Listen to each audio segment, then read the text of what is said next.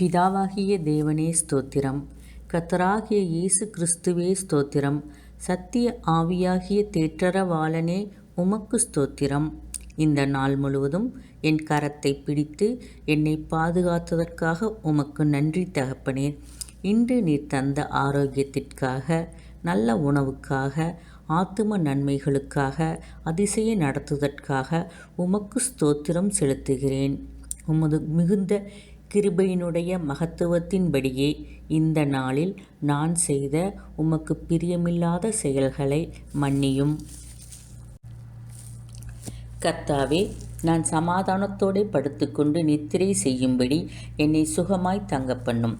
இரவில் வரும் மோசத்திற்கும், பிசாசின் சற்பனையான யோசனைக்கும், தீய சொப்பனத்திற்கும் என்னை நீக்கி காத்தருளும்.